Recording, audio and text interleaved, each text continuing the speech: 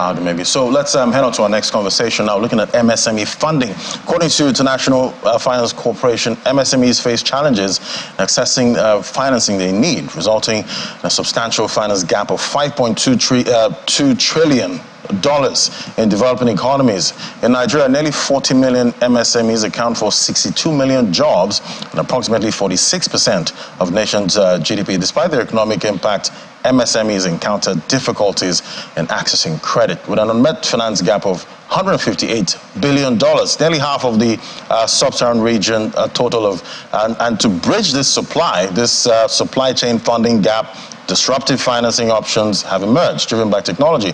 Let's find out from a report put together by Fiducia supply chain financing company and Stairs. That's an African data and insight company. Join us is Claire Fodile, senior consultant at Stairs. Great to have you on the show. Good morning.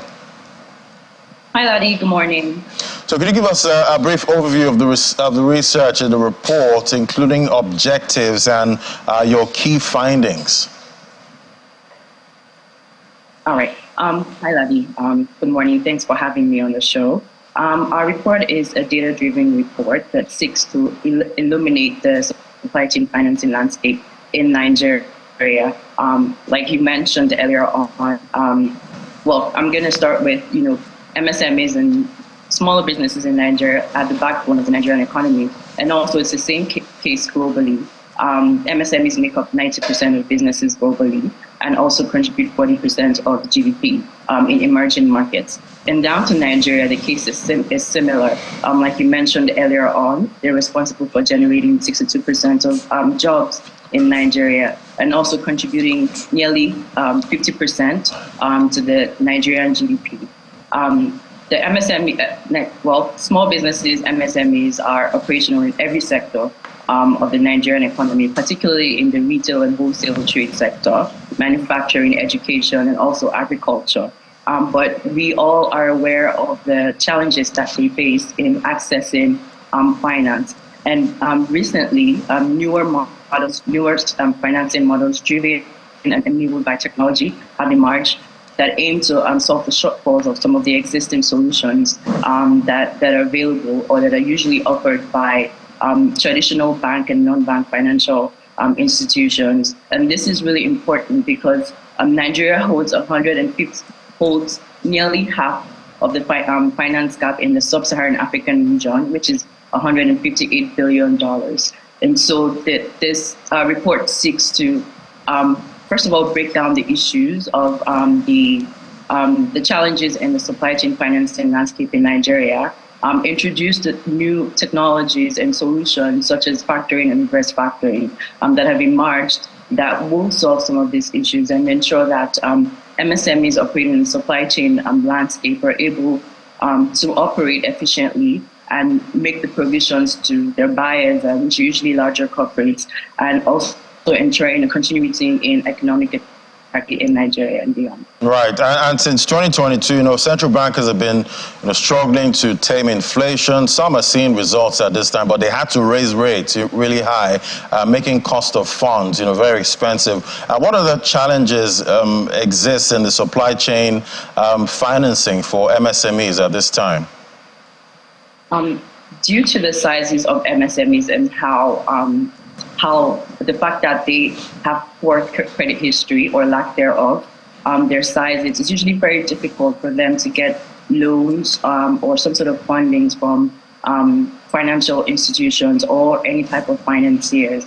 And even when they do are able to get this fundings or approved, just like you mentioned, the lending rates are usually very high, which makes it very difficult for them to either eventually take the loan that has been approved or access any sort of access any form of funding. Also, we know that because of the size of small businesses, especially the macro and small businesses, they lack collateral that banks or traditional financial institutions usually require.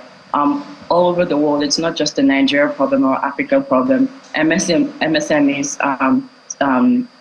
MSMEs say that, access to finance is the biggest issue that they have. And considering current macroeconomic realities in Nigeria and beyond, inflationary pressures, currency volatility, the foreign exchange markets, MSMEs are affected the most, which usually is disruptive to their, operations. All right, talk to me about factoring and reverse factoring. What is this concept and how does it work, especially in context of supply chain financing? Okay, factoring and reverse factoring is an alternative financing method. What is special and different about these two models is the fact that the creditworthiness of the buyer is considered rather than the creditworthiness of the MSME, which usually is a barrier to their ability to access finance.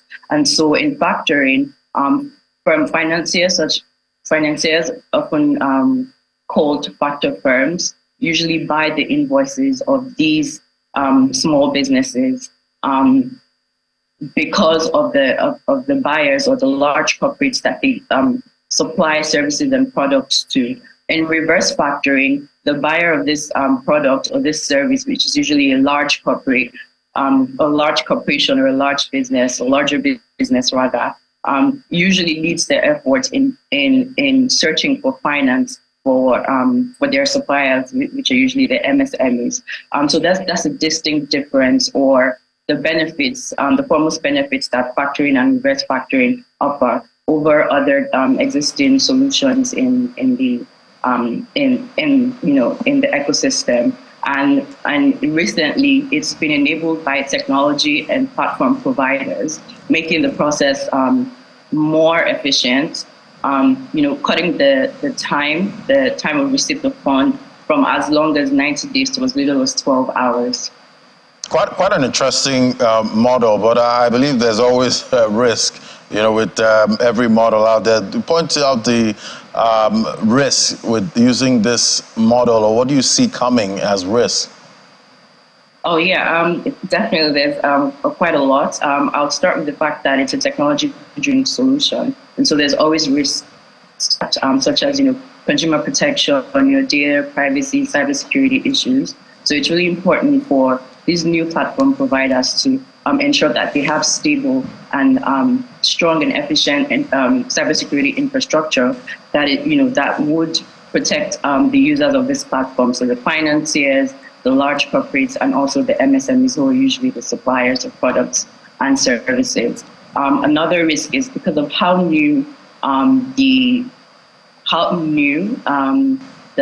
solution is. The regulations and guidelines around issues such as financial reporting are still unclear. So it is important that stakeholders in the ecosystem collaborate with the government to ensure that clear guidelines for financial reporting are designed and implemented in Nigeria. I know so far there's been efforts by the Afrexim Bank and also with the AFDB as well as the FCI, Factory Chain International, to work together to ensure that factoring and reverse factoring guidelines are going to be designed and implemented in Nigeria and across different African countries that are currently adopting this model. Right, we'll definitely keep tracking this model, see the benefits and risk, and how regulation is going to play out for this new model. Thank you so much, Claire Afodile Stairs, senior consultant at Stairs. It was great having you today. Thank you. Thanks, Maddie. Have a nice day.